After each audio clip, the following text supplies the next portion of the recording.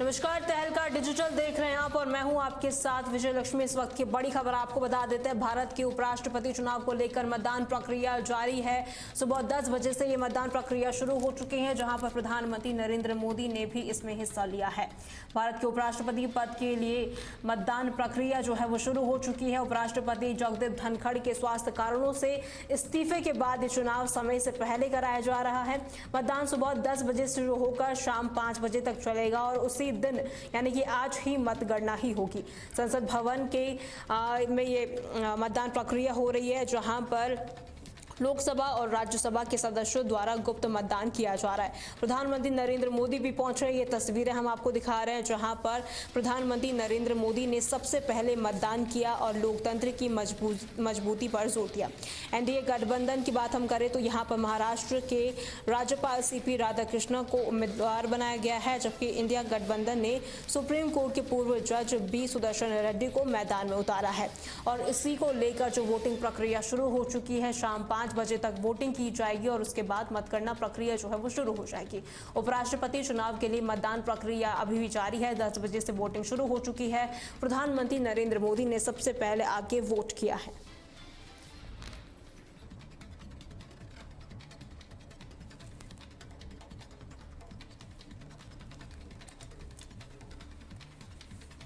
नेपाल में जिस तरीके से प्रदर्शन देखने को मिला था, उसको लेकर इस वक्त की बड़ी खबर सामने आ रही है, जहां पर नेपाल में बिगड़ते हालात को देखते हुए गृह मंत्री, स्वास्थ्य, कृषि मंत्री ने अपना पद छोड़ दिया है।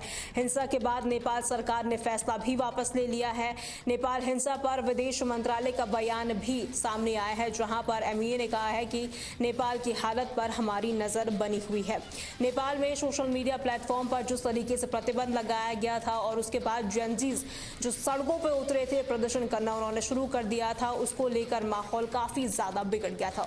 और ऐसे में हिंसा के बाद जो बैन का फैसला था वापस ले लिया गया है। और इसी के साथ एक बड़ी खबर हम आपको बता रहे हैं, जहां पर नेपाल के गृह मंत्री, स्वास्थ्य मंत्री और कृषि मंत्री ने अपना पद छोड़ दिया है। हालांकि तस्वीरें जिस तरीके से सामने आई थी वो तस्वीरें हमने देखी थी, जहां पर जो जेनजीज हैं काफी उग्र रूप में प्रदर्शन कर रहे थे। उसको लेकर ये बड़ी खबर सामने आ रही है, जहां पर सरकार के भ्रष्टाचार, सोशल मीडिया सेंसरशिप के खिलाफ जन आक्रोश जो है काफी ज्यादा बढ़ गया था। उसके बाद नेपाल सरकार ने अपना फैसला वापस ले लिया है। प्रधानमंत्री केपी ओली ने कैबिनेट की इमरजेंसी बैठक बुलाई और जांच समिति गठित करने की घोषणा की। और इस बीच एक बड़ी खबर हम आपको बता रहे हैं, जहां पर ये जो फैसला था बैन का, 26 सोशल मीडिया प्लेटफॉर्म पर बैन लगाया गया था, उसके बाद ये फैसले को वापस ले लिया है। हालांकि भारत के विदेश मंत्रालय की ओर से भी बयान जारी किया गया है, जहां पर उन्होंने कहा कि नेपाल के हालात पर हमारी नजर बनी हुई है, हम शांति और स्थिरता चाहते हैं। हिंसा में अराजक तत्वों की संपृक्तता का आरोप भी लगाया जा रहा है। इसको लेकर भी हम आपको लगातार अपडेट देते रहेंगे, जहां पर अब नेपाल सरकार की ओर से एक बड़ा फैसला लिया गया है। प्रदर्शन के बाद जो बैन लगाया गया था उसे वापस ले लिया गया है।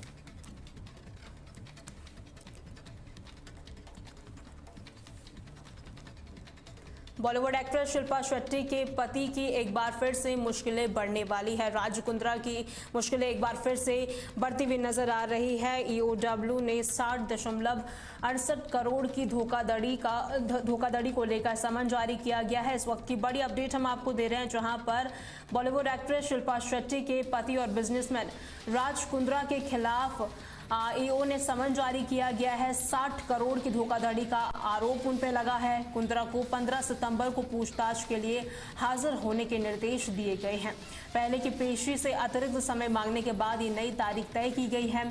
मुंबई पुलिस ने व्यापारी बिजनेसमैन दीपक कोठारी की शिकायत पर आधारित इन आरोपों पे, जो कि ये आरोप लगे थे कि 2015 से 2023 के बीच शिल्पा और राज कुंद्रा ने बिजनेस के नाम पर उनसे धोखाधड़ी की थी, रुपए लिए थे और उसको लेकर जो निजी खर्चों में उनका इस्तेमाल किया था। ऐसे में जो कंपनी है काफ़ी नुकसान कंपनी को झेलना पड़ा था। और इस बीच उन्होंने शिकायत दर्ज कराई थी, एफआईआर दर्ज कराई थी। उसको लेकर अब ईओडब्ल्यू ने समन जारी किया है और 15 सितंबर को पूछताछ के लिए समन भेजा है और हाजिर होने के लिए कहा है।